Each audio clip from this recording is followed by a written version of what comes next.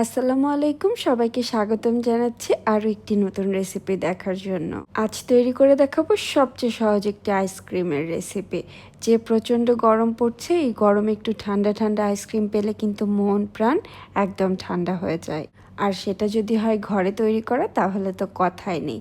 মাত্র কয়েকটা উপকরণে ভীষণ মজার এবং স্বাস্থ্যকর একটি আইসক্রিমের রেসিপি আজ তৈরি করে দেখাবো, যেটা তৈরি করার জন্য আপনাদের কোনো ধরনের কোনো ক্রিম বা হ্যান্ড বিটার কোনো কিছুরই প্রয়োজন নেই।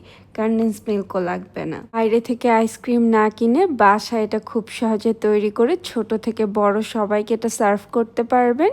ছোটরাও খেয়ে অনেক বেশি খুশি হয়ে যাবে। ঘরে থাকা খুবই অল্প কিছু উপকরণ দিয়ে অল্প সময় তৈরি করে নিতে পারবেন। আমি আশা করছি রেসিপিটি আপনাদের অনেক বেশি ভালো লাগবে। এখন কথা না বাড়িয়ে পুরো রেসিপিতে চলে যাচ্ছি। প্রথমে চুলা একটা প্যান বসিয়ে নিয়ে নিচ্ছি 2 কাপ মানে হাফ লিটার তরল দুধ। দুধটা জাল করাও নিতে পারেন, চাইলে কাঁচা দুধও নিতে পারেন। এখন এই দুধটাকে জাল করে নিব। আর এই দুধটাতে বলক আসতে আসতে এখানে আমি একটা বাটিতে হাফ কাপ নিয়ে নিয়েছি তরল দুধ। এই দুধটা আগে থেকেই জাল করা, এখন রুম টেম্পারেচারে আছে। এর সাথে দিয়ে দিচ্ছি 3 টেবিল চামচ কাস্টার্ড পাউডার। কাস্টার্ড পাউডারটাকে ভালোভাবে মিশিয়ে নিচ্ছে, আর এর মাঝে কিন্তু দুধে বলক চলে এসেছে। এ পর্যায়ে আমি দিয়ে দিচ্ছি 1/4 কাপ চিনি। মিষ্টিটা আপনাদের স্বাদ মতো এখানে কমিয়ে বাড়িয়ে ইউজ করতে পারবেন। চিনিটাকে খুব ভালোভাবে মিশিয়ে নেওয়ার পর এখন কাস্টার্ডের মিশ্রণটা আমি দুধের মধ্যে দিয়ে দিচ্ছি। আর এখন চুলার আঁচটাকে মিডিয়াম লোতে রেখে এটাকে অনবরত নেড়ে নেড়ে জাল করে নিব। যেহেতু কাস্টার্ড পাউডার ইউজ করেছি, খুব দ্রুত কিন্তু এই দুধটা ঘন হতে থাকবে, সেজন্য এটাকে অনবরত নাড়তে হবে। দেখে নিশ্চয়ই বুঝতে পারছেন এটা কত দ্রুত ঘন হয়ে যাচ্ছে।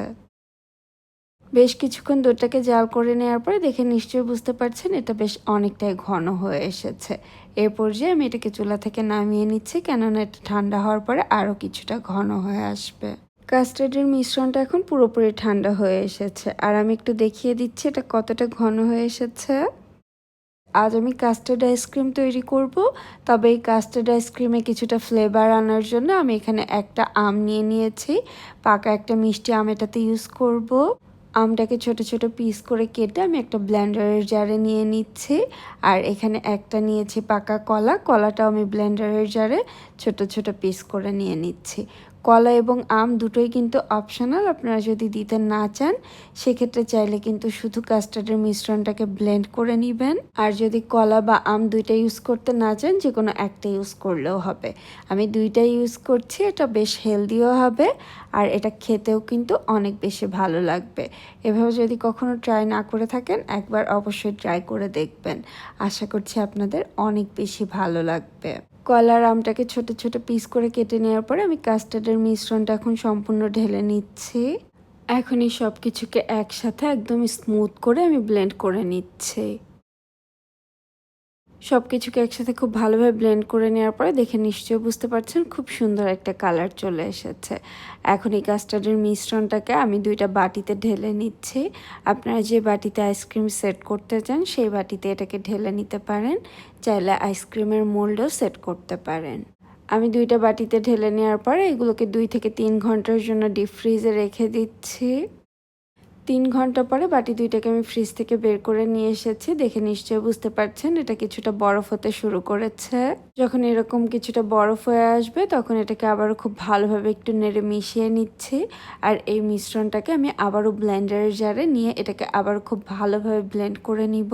এই প্রসেসটা কিন্তু খুবই ইম্পর্ট্যান্ট। এভাবে সেকেন্ড টাইম যখন কিছুটা বরফ হওয়ার পর এটাকে ব্লেন্ড করে নেওয়া হয়, তখন এই পেস্টটা কিন্তু একদমই স্মুথ হয়ে যায়। সম্পূর্ণ কাস্টার্ডের মিশ্রণটাকে আবারও সেম ব্লেন্ডারের জারে নিয়ে এটাকে একদমই স্মুথ করে ব্লেন্ড করে নিয়েছি।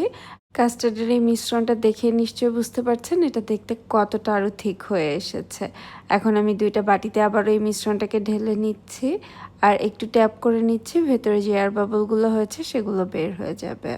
এখন এগুলোকে আমি কমপক্ষে 7 থেকে 8 ঘন্টার জন্য ডিপ ফ্রিজে রেখে দিব, এতে আইসক্রিমগুলো কিন্তু পুরোপুরি সেট হয়ে যাবে।